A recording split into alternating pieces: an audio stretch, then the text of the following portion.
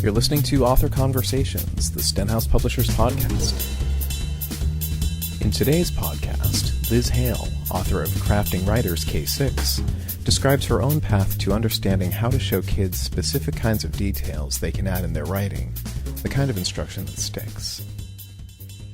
Well, Crafting Writers definitely came from what I was observing in classrooms in terms of teachers having new expectations, especially in the upper elementary grades, of now going beyond teaching periods and grammar to teaching concepts of writing like description and details and sentence fluency.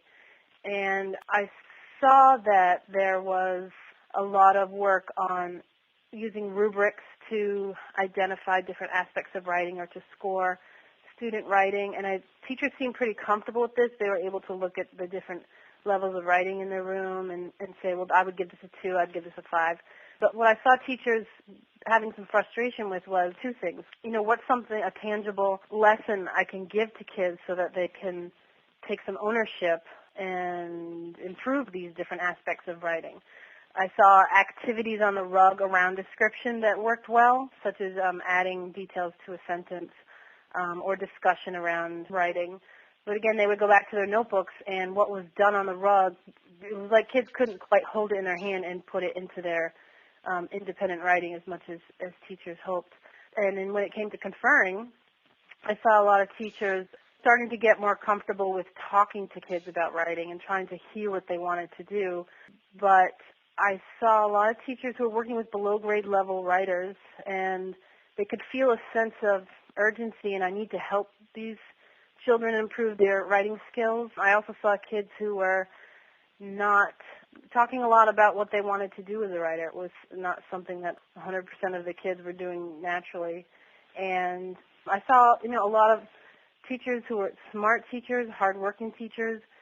And what I started to notice is that what was missing was a lot of the familiarity with the content of writing. Because I came into teaching and staff developing already with a writing background.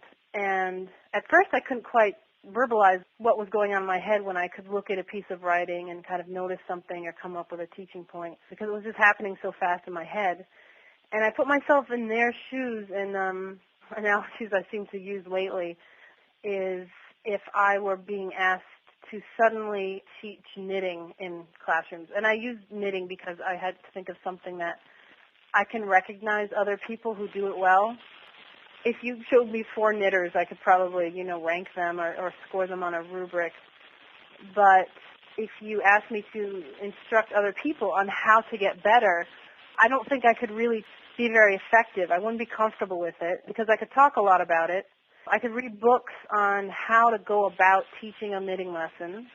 I could probably sit down with people and say, how's your knitting going? And have a conversation. But unless I really know some of the smaller techniques that go into, knitting a sweater beautifully, I'm going to be limited in how comfortable I am and how effective I am. So a lot of my work in schools, and, this was before Crafting Writers actually became a book or an idea, is that I was trying to figure out how the teaching of these more general concepts like details and description and voice, how we could teach children so that what they were learning was tangible and attainable. And a lot of it came from, I learned a lot from Katie Wood-Ray about trying to name craft in writing, trying to name what writers do. And so I just felt like I kind of kept gathering these different, and I started to call them specific craft techniques that kind of fell under an umbrella of more general concepts like sentence fluency and description.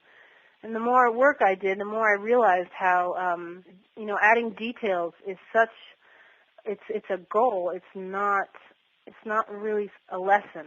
And we can tell students that we want them to add more details, but it's not something you can just go ahead and start doing. So my energy focused on showing kids specific kinds of details they can add in their writing, which meant that, in a month, I was not going to have people all of a sudden scoring a 6 on description or voice, but I was getting them closer to it because what I was teaching was sticking.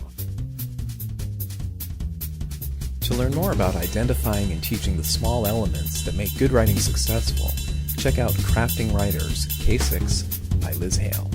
Available now at www.stenhouse.com or from your local distributor. Thanks for listening.